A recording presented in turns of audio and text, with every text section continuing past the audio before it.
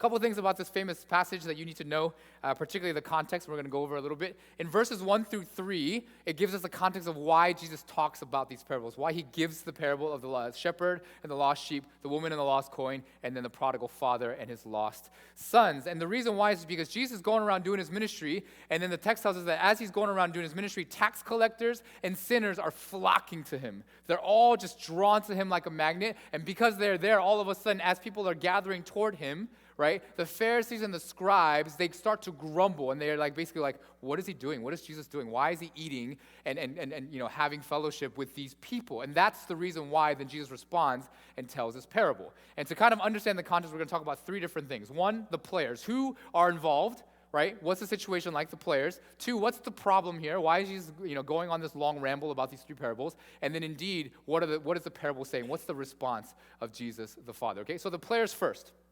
Okay, the players are twofold. There's two different audiences. And one thing you have to understand is a lot of times when Jesus talks parables, he's talking to his disciples, but his disciples aren't involved in this one, okay? So he's talking to two groups of people. One is the Pharisee and the scribes, and the other is the tax collectors and the sinners. First, let's talk about the scribes and the Pharisees, okay?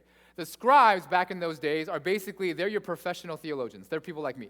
People who get paid, who've studied and paid money and do those things. They get paid by the people to teach Scripture, to teach the law, right? They're your seminary professors, people even higher than me. They're the people who write books on this sort of thing and get money and they get paid to do it. Their job is to teach the Bible, or their version of it back in the Jewish days, to all the people so they can keep the law, okay? The Pharisees are a different group of people. The Pharisees are lay leaders, which is basically a way of saying they don't get paid to do this. And the Pharisees, the best way to describe it is like your elders, right? If your dad's an elder, a Pharisee, your dad's an elder. Your dad's a Pharisee. Our Sunday school teachers in here, that's basically what Pharisees are. They're people, normal people who take God's word very seriously, want to teach it to other people, and make sure that other people live it the right way, right? And that's what your teachers are out here doing, right? They want to teach you the Bible. They want to make sure that you live your life right and do things. They want to make sure that everyone is holy. Now, when we generally talk about the Pharisees and the scribes generally throughout the Bible, we usually give them a bad rap. They usually have this very terrible reputation. They're terrible people. They stink at a lot of things. They hate on people and all these things.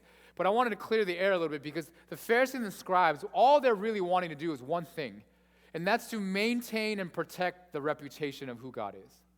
They want to make sure that God's people are holy so that it reflects well on God, right? A lot of times we have our parents, we want to reflect well on our parents. And a lot of times whenever I did crazy things back in the day, and I did a lot of them, one of the first things my dad would say is, you're shaming our family name.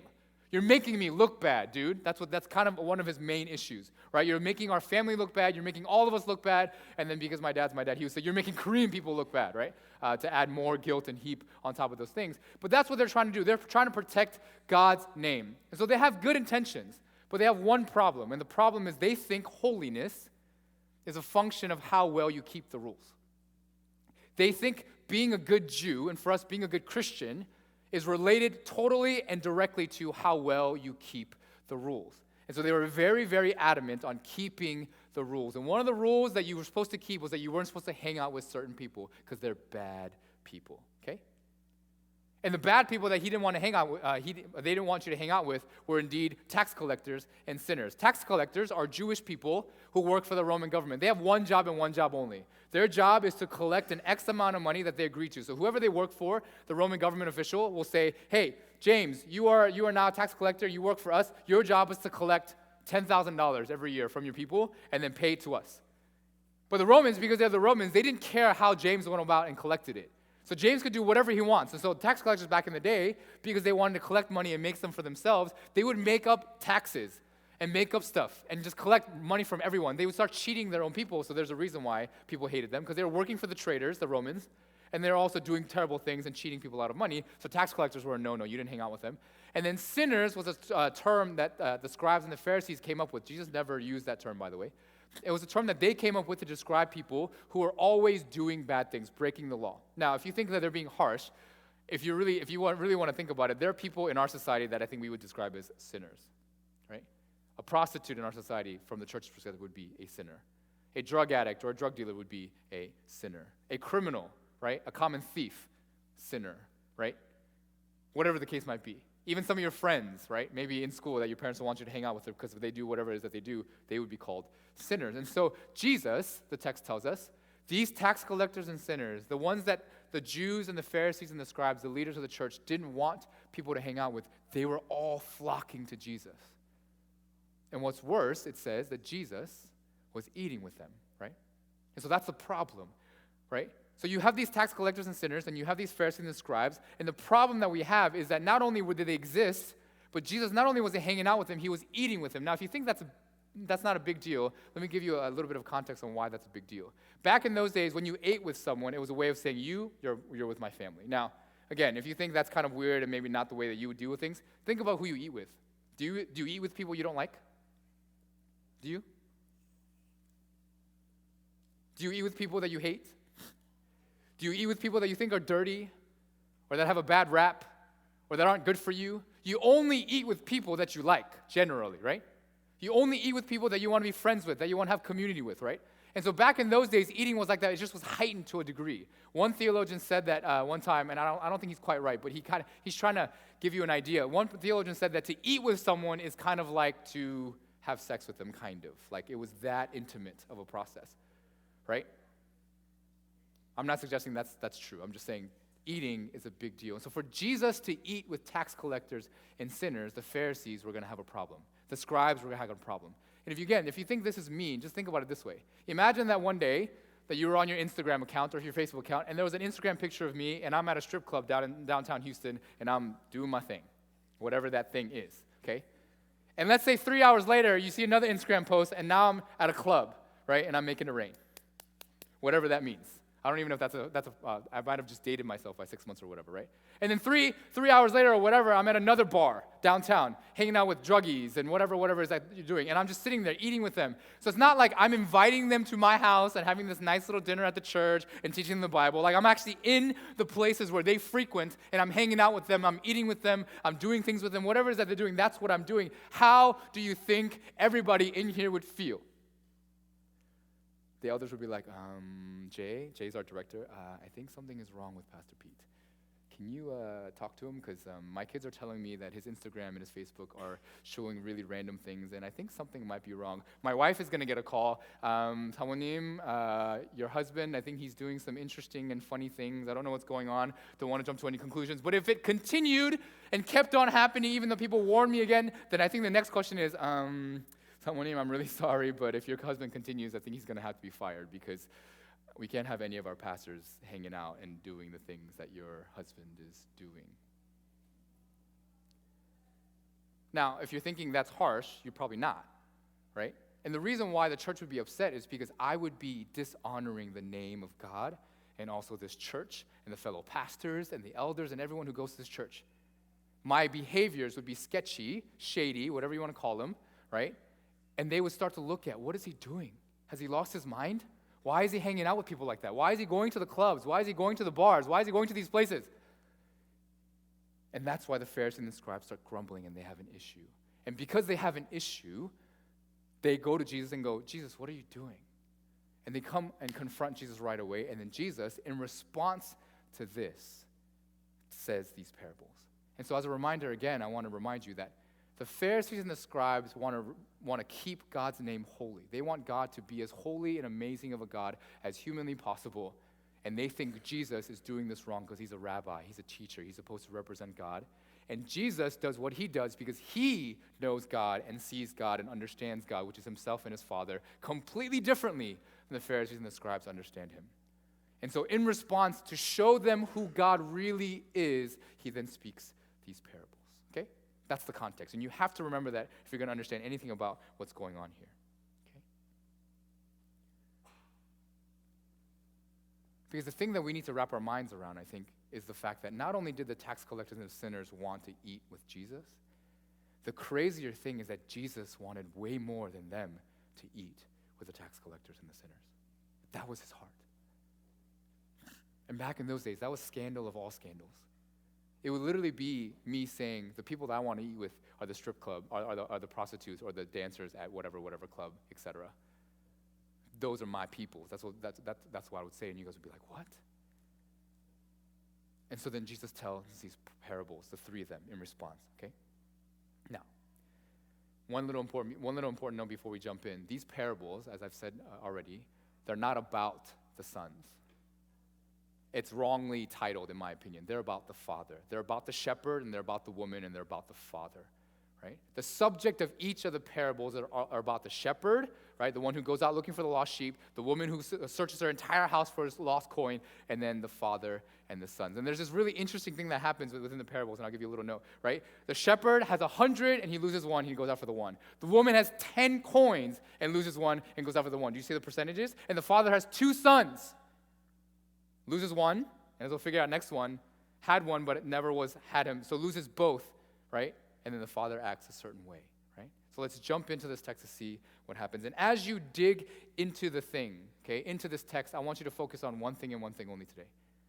I want you to focus in on the father, how he feels, what his heart is doing, why he does what he does. Because with every single step, with every single decision he makes throughout the entire story, each of his actions become more and more and more scandalous, more wasteful, more crazy by the minute, and at the end, he shows us indeed who he is. And I think for me and for us, if we understand this father, then I don't think we will have much of an issue of understanding forgiveness and freedom in the life that we're supposed to live. Cool?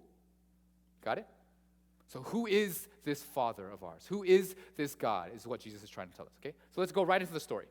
He begins the story and he says, a man had 2 sons. Again, 2 sons, not one, 2 sons. And the younger one goes to the father and he says this bluntly. He goes, give me my share of the estates. Jay, your father's sitting back here. Or I just called you Jay. Josh, whoa, that was weird. Josh, your dad's sitting right back there. Imagine that you went up to him tomorrow and said, Dad, I got a really good idea. You have this great job and you have this retirement plan, 401k, whatever the savings of, and I know that in this tradition that when you die one day, you're going to give me all the inheritance. You're going to split up between Lydia and myself, right? 50-50 or whatever the case might be, right? But you know what? I kind of can't wait that long. I know that I got money coming to me, money that you've been saving for me, college savings, whatever, my inheritance when you die, but I can't wait that long, so I have a better idea. Why don't you just give it to me now? Essentially, why don't you die so that I can have your money? Because you don't matter to me, only your money does. Now, Jay, I know him a little bit. He seems like a really nice guy. But if I said that to my dad, and Jay, don't tell me what you would do. If I said that to my dad, he would literally in the moment, I think he would reach for something and just club me upside the head because he'd be like, what? Because you're essentially asking for your dad to die so you can have his money. And back in those days, the Middle Eastern father, by the way, Middle Eastern fathers back in those days remind me a lot of what my dad was, very Korean, traditional father. And so everyone expecting in this situation, and a lot of research has been done by asking Middle Eastern fathers about all this, if any Middle Eastern son, right, or any traditionally Asian son would say this to their father, they would immediately get beaten and thrown out of the house. But what does the father do?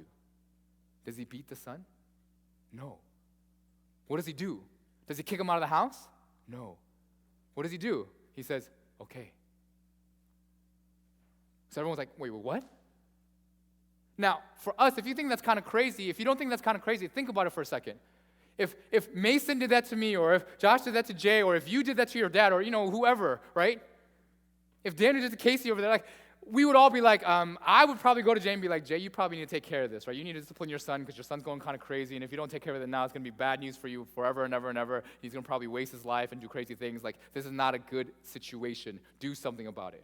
And if Jay just sat there and pat and didn't do anything, we'd be like, Jay, you might have lost your mind because you're not clearly fathering and disciplining the way that you're supposed to. And yet this father doesn't do anything. And instead, what he does is he takes his wealth and he actually divides it. He takes all of his estate, all of his wealth, and he takes a third and he divides it, okay? And he says, here, son, take it. Now, right after that, the text says, right after he's granted, right, the dividing of his wealth, he divides the wealth between them, right? And then it says, not many days later, the younger son gathered everything together and went on a journey. The Greek for gathered everything together literally means to turn into cash. So back in those days, if you think this is weird, did they have bank accounts back in those days? No. Your money was tied to your land and your cattle and your whatever, sheep, goats, whatever it is that you had. And so for the father to divide his wealth, he would then have to say, this portion of what I own, here, that's yours. Take it. And then what the son would have had to do is to take everything that he now owned, and then he would have to go around the village and then sell everything door to door. He would have to liquidate every single one of his assets so that he would have cash in his hands so he can actually travel. And so, in turn, what he's doing is after he inherits all of this, he goes around from house to house to house to house in the same village. And he goes, hey, you want to buy my cattle? You want to buy my dad's cattle that I just took from him because I wanted him to die because I didn't think he was worth it? Here, I'll sell it to you for this much. And as he's going around and around, and the text interestingly tells us that a few days later, he gathered everything up and he went quickly. And the reason why that is you can't miss this, is because as he's going around, everybody in the village now hates him because he's a crappy dude. He sucks. Everyone's like, you little... And so as he goes from house to house to sell everything that he owns, or that was his dad's, and that's now his, the village is harboring and building up more and more hatred towards him. So he's got to get out of there quickly. The elders of the village and everything like that, they need to go. And so he goes, right? He sells everything, and then he sets off. Now, a little side note here. What the Son does to the Father is essentially what sin is for us. Sin isn't the bad stuff that you do. Sin is a separation. The sin is saying, I no longer want you to be my God, my Father. I want to be on my own. That's what sin does. And so the younger son then takes all of his stuff, right, sells it all, and he goes, he sells it all, and then he goes away, right? Now, interesting. I don't know about you, but maybe if I'm crazy, I would actually let Mason take a third of the wealth, and then in the back of my mind, because I am who I am, I'd probably be like, you know what, I'm going to let him take it and think he can sell it. But I'm going to go around and tell everyone in the village that they shouldn't actually buy it from him, and just like stone cold just say, no, I don't want to buy anything. But the father doesn't do anything. He just sits there. And I think everyone in the village now, and not only are they just adding up hatred for the son, I think they're all of a sudden also very confused as to what this crazy father is doing. I think they might think that he's lost his mind because he's literally not doing anything. He's letting his son do everything that he wants to do, even though they all know that it's probably not going to go well. And I think as I read this, I realize that our God in many ways is the same. He's not possessive with his love. He'll let us go and do what we want. If you want not be my son, then I cannot force you to be my son. Go. Take. And so the son takes, and then he goes, right? So the son leaves, right? Ton of cash, and then he sets off to a foreign land.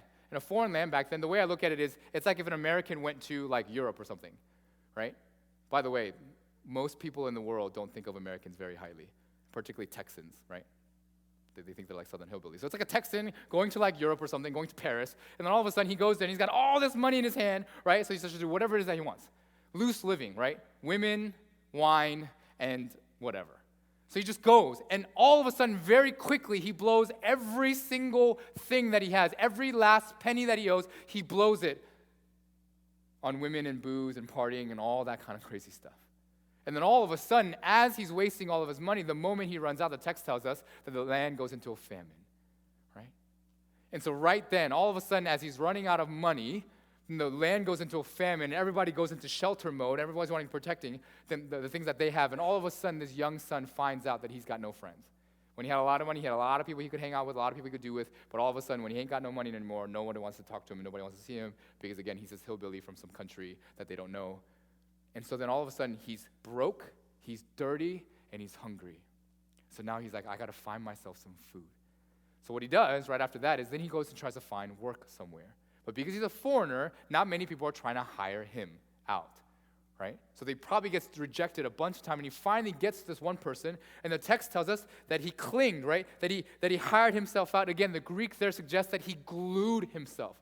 He literally finds one person and just starts to beg him and says, please, please, please, please, please, I'll do anything. Just give me a job so I can have some money to buy some food. And so the guy, being a foreigner, what he does is he goes, okay, fine. You're really that desperate? I'll give you a job. Go, feed my pigs. Which, for a Jewish person, is a no-no of all no-nos. And I think the person's probably thinking like this, there's no way this kid takes this job. But the son is so desperate, he takes the job. Now, as you're thinking about it, I don't know, I put myself in his shoes. And I'm wondering, why didn't he just go home? Have you ever thought about that? Why didn't he go home when he ran out of money? Why didn't he go home when all of a sudden he realized he has no place to shower, he has no place to sleep, he's got no money for anything, he's got no food? Why didn't he go home? Any thoughts? Why doesn't he go home? I think he doesn't go home because he's afraid, right? And you're like, what is he afraid of? Well, he's afraid of a lot of things, actually. He's afraid of the village people. Again, they all hate him. They think he's a jerk. The elders of the village, particularly, all hate him, and I think they're all ready to beat the crap out of him because he's really dishonored the name of the village. He's made the village look really bad, and his father has made the village look really bad by not doing anything. I think he's also afraid of the older brother. Any younger siblings in here? If you ever did this to your family, do you think your older siblings will receive you? I'm looking at Daniel Choi over there. If he ever did this to his family and he tried to come back home, guess what William would do? I wonder. Oh, you gonna come back to our house now, huh? You had the guts to go and blow off all that is with whatever is the crap that you did, and now you're gonna come back, And you think you can come back in here and we're gonna receive you and we're gonna take whatever? No, I don't think so. Now, if you're a younger brother, you can probably be like, oh my goodness, if I ever did that, I don't know what I'm thinking about what James would do. Fred is a scary dude. Actually, he's actually very nice, but he's a big dude. But if Fred got angry, I'd be like, I don't want to deal with Fred. Sorry, Fred, if you're watching this on video, right? Older brother's not also happy. But more importantly, not only is he afraid of the villagers, the elders, and the older brother, he's also terrified of the father. Because remember, he basically just F you to his father, took him, said, you know what, F off and die, let me take your stuff. And then he went off, and now he's going to come back with his tail between his legs. I'm sorry. He's like, no, I ain't doing that. So you know what, I'm going to find myself a job. I'm going to get some money, and I'm going to survive out here. But then he gets a job, and he's feeding the pigs. I don't know how much he's getting paid, probably not a lot. And as he's feeding the pigs, all of a sudden he realizes he's so poor and desperate that he would eat the food that the pigs are eating. That's like literally lowest of low for a Jew. And then right then and there, the text tells us that he comes to his senses. Now, why does he come to his senses? What makes him finally snap out of it and decide to go home? Well, you might be thinking, well, he's hit such rock bottom that he's got no other choice. But I suggest to you, not only is that true, yes, he's indeed hit rock bottom, he wants to go home, but did you notice what he says? When he comes to his senses, he says this, I will get up, right? Oh, no, sorry, verse 17. But when he came to his senses, he said, how many of my father's hired men have more than enough bread, but I'm dying out here of hunger? You know what makes him go home? He remembers who his dad is. And he remembers that his dad might be the most generous man known across the land. His dad is such a generous and loving person that even to his hired slaves, he feeds them well, treats them well. And so he decides, why am I out here feeding pigs, not having any food to eat, when I can go home and be hired out by my dad who treats his people well? I wonder, is that the way we see God? As someone so generous and loving and gracious and merciful. And so then indeed, knowing that he's going to endure the shame and the torture and the hatred and the anger and maybe even the beating of the village people, he says, I'm going to go home because I know and I trust that my dad, my father, is a good man. So he goes, you know what, I'm going home. And then as he goes home, you guys should know this, he starts to then develop a speech. Now, I don't know if you've ever done this. If you know my story a little bit, you know that my story is a little checkered, and I've had some checkered past with my dad. And so when I went to seminary, when I went to Vancouver, right, to go study to be a pastor, and then I eventually married Christina and all those things. When I went, my dad didn't want me to go. He disowned me for a little bit. And so when I went against his wishes, and things didn't go well when I got there. And then all of a sudden, I had to make this long trek home. Like this story, it calls out to me because I literally drove from Vancouver to Virginia one time in 2 days.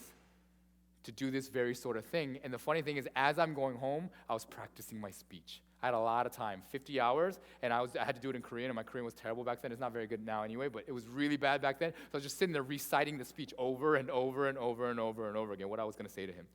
And so the son does this exact same thing. He has a speech that he wants to say, and he's rehearsing it, and he has it ready, and this is the speech. It's got 3 parts, right? The first part goes like this. Father, I've sinned against heaven and in your sight. He's confessing his sin. I've done this wrong. In my speech, that's how I began. Dad, I'm sorry for A, B, and C, and D. Okay? Part 2 goes like this. I am no longer worthy than to be called your son. So the son now acknowledges that his sins and his wrongdoings have consequences for them. He knows that his actions have cost him the identity and the ability to be a son. And the third part is then his ability. He says, then make me as one of your hired men. This is his attempt to earn back his dad's trust and his love. I'm not worthy to be your son. Make me like one of your slaves, and I'll work for it. Okay? So he's rehearsing the speech over and over and over and over and over again. Perfecting it so that when he goes home, he can say it to his dad perfectly and then get what he wants. Okay? Now, we get to the best part of the story here, and this is where I really want you to focus. So he starts to set off home, and he's on his way home, and then as he does, the focus from this point on is all about the father. And as we look at the Father now and finish this off, I want you to look at exactly what the Father does. And more so than just looking at what the Father does, I invite you to feel what the Father feels. Because this is what our God feels for us. Okay? Right? So here we go. The sun sets off. He's coming back. And then he's on his way back home. Now, if you think this is weird, the text tells us that while he was a long way off, right, his father saw him. If you've ever watched Westerns, this is kind of the way that reminds me of. Have you ever seen those scenes where the people walk into the town, they walk through those archways, and they got the name of the town listed right there, right? And they, they're coming in for a duel, and everyone's like, oh, da-da-da, and they got the movie. Like, that's how villages back in the work. There's a village gate, and when you enter into the village, everybody knows that now you're in the village. It doesn't work like the way that it's once he's going off, right? And as he's going, there are people who watch by the village gates, and there's people who protect the village and protect the city and things like that. And so as he's going, it says that while he was still a long way off, not yet quite at the village gates, his father saw him. Now, what's the big deal? His father saw him. Well, it means that the father was looking for him. Every single day, his father woke up hoping and wishing and wanting that his son would come home.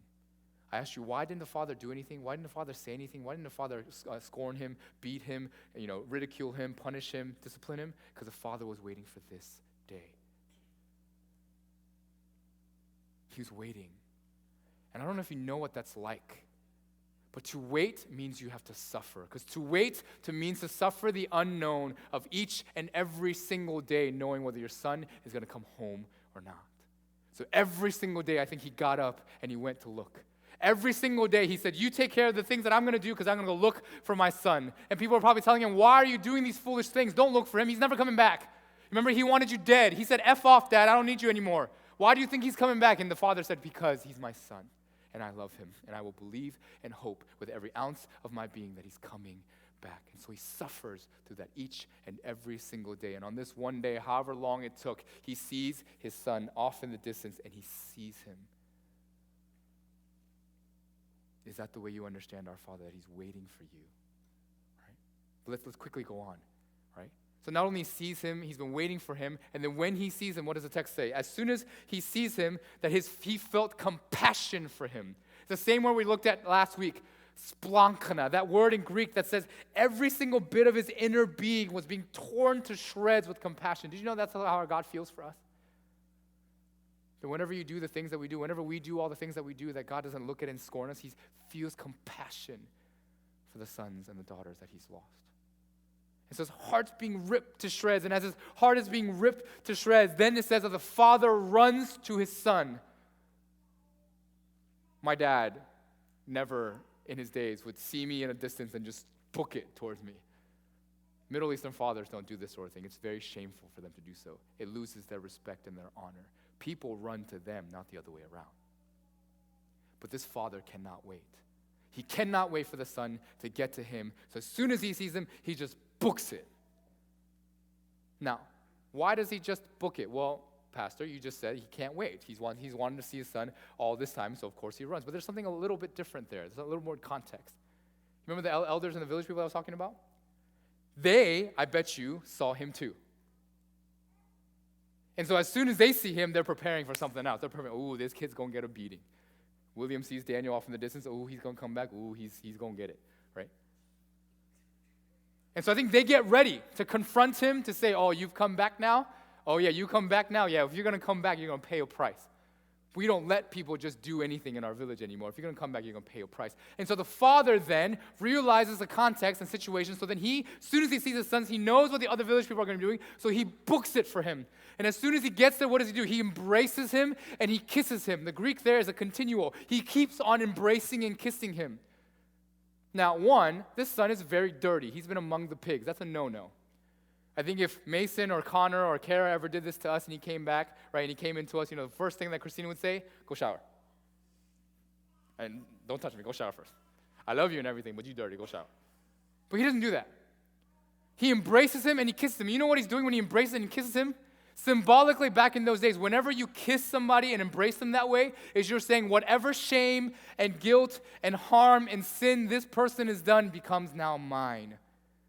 And so however you want to deal with my son who has now sinned against me and against this village, you have to do to me. He's protecting his son. Crazy, right? So he kisses him, and then he embraces him. And as he's doing all this, everybody around is going, what is going on? I can't believe all this stuff is happening, right? The father's done crazy things like lift up his hem of the robe to run and doing all these crazy things. And as he's doing this, the son goes, wait, I got something to say to you, Dad. And so he starts to recite his speech. Remember the 3 parts? So first he goes, Father, I've sinned against you, against heaven and in your sight. And the father lets him confess it. And I thank God that he lets us confess our sins so we can understand our sin for ourselves. And in the second part, he says, I am no longer worthy to be called your son. And again, the father allows the son to acknowledge the consequences for his sin and how deep it is. And I can see him saying, Father, I've sinned against heaven and against your sight. I'm no longer worthy to be called your son. And then his father interrupts and says, wait. Go no further. You can't say the third part of your speech. You want to earn back my love? You can't do it. You want to earn back your reputation and your stance in my house? You can't do it. It's only for me to give because I want to. So the father doesn't let him finish his speech and instead interrupts him, and doesn't just interrupt him. He says, bring the best robe, the signet ring, sandals on his feet, and kill the fattened calf.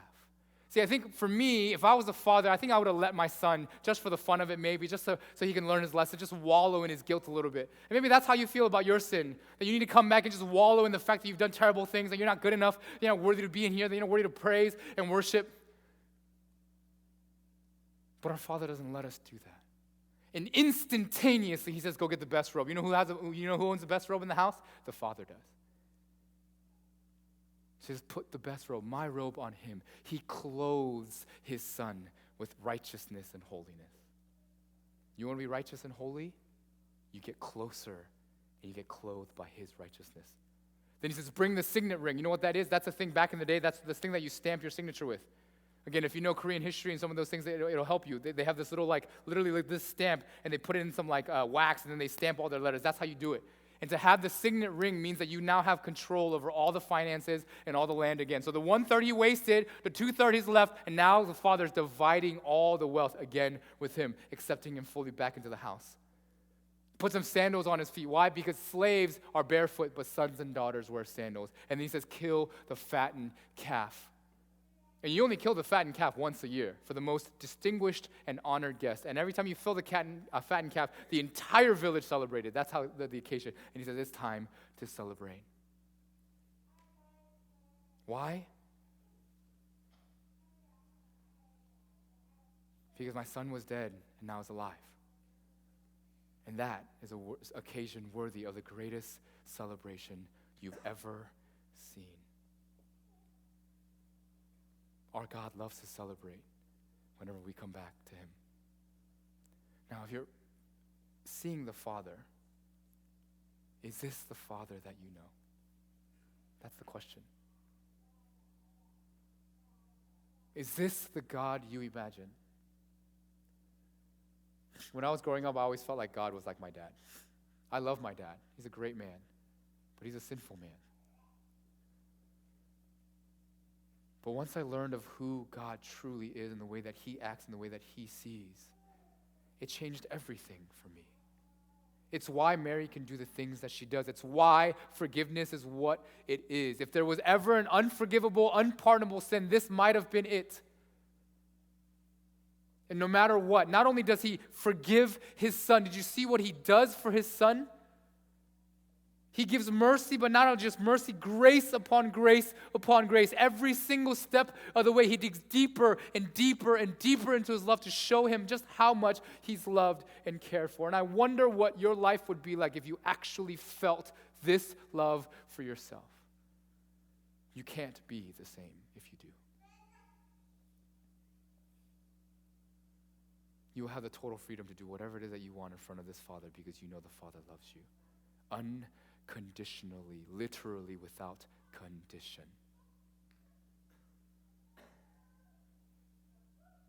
Amazing grace, how sweet the sound that saved a wretch like me and like you, no? Is this the Father that you see? I want you to think about this question as I invite the praise team back up to finish. Is this the Father you see? Is this the Father that you know? Is this the God that you know? Because you see, everything about our God says that He's the one who's going to go and eat with the tax collectors. He's the one who's going to go and eat with all the sinners, all the really hurt people, all the people who aren't up to no good, all the people who need a Father, who need a God, who need to be loved. And last I checked, all of you and me, we are people who need to be loved. Is this the God that you know? Because this, every time we sit in here, every time we gather together, every time we sing these songs, it's in reflection of this very God.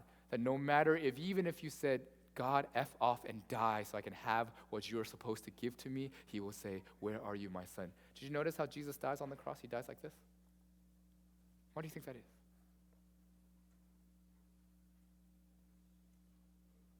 Because His desire, His main focus above everything else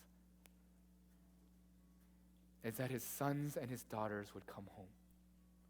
That those who are lost would be saved. Now I invite every single one of you in here to just take a look, just for yourself. Don't think about anyone else, just but you. Because the last thing that I want, and the last thing all of our teachers and people in the church want, was that you would go through each and every single Sunday, sit in here, listen to me, sing these songs, go to retreats, do all these things and not know and genuinely experience the love and the forgiveness and the joy and the life of the Father. That you can take your greatest sin, your biggest embarrassment, the thing that you've been hiding from everybody else, the thing that you think that makes you unworthy, worthless, no good, or whatever it might be, that you can take all those things that God knows and you say, come home. Just come home. And He'll wait each and every single day until you come home. And He'll say, well, come home. Let's party. Because there's no occasion, no thing, no anything like the lost sons and daughters of God coming home to reclaim their positions as sons and daughters of the Almighty God. That's you and me.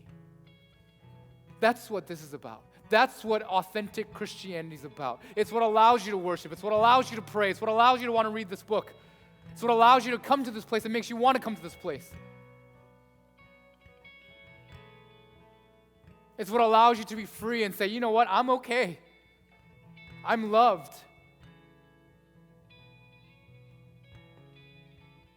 Because the God of the universe says, you, my son and my daughter, I've made this way. And you, always and forever, will be mine if you want to be. So friends, brothers and sisters, do you want to be? Is that who you are? Do you know of our scandalous, prodigal, wasteful Father who would give everything He's got, including His life, so that you and I can come home? Won't you return home? Won't you turn around, return home, run to Him and find that He's been waiting and searching and looking and running towards you so that you and He, we all can be one. So when we sing these songs, when we respond to these things, we respond seeing our God who is unlike any other. Oh, how I pray that you would know the love and the life of our Father and how His heart yearns for you. And may your heart yearn back. May you be free, full of joy, full of goodness, kindness, patience, love, always covered, protected by Him. So take a moment and just reflect.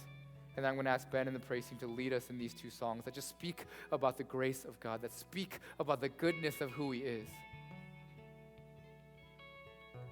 And may you indeed sing and worship our God, because there's no one like Him. So we're going to pray, and then we're going to get into the time of worship, and then we will go on our way. And indeed, may you then be continually covered. Oh God, would you help us? Help us to know you. And yes, Father, we go off sometimes, and we'll take what is ours, we'll take what we think is ours, and we'll say, God, we don't want to have anything to do with you. We don't want to have anything to do with what you're giving and what your love is like, what your life is like. We're going to go, and we're going to run, and we're going to walk off in our own direction. But we know that you are a God who waits for us. You are a God who's longing for us. You are a God who's anticipating our return. And when we return, you don't tell us all the things that we've done. You don't tell us that we've done bad, that we need to fix ourselves. You say, no, no, no, no, no, no, no. Come, be my son and my daughter. Take what's mine, because what's mine is yours. And we're going to celebrate and party, because there's nothing like those who are lost and then who is found.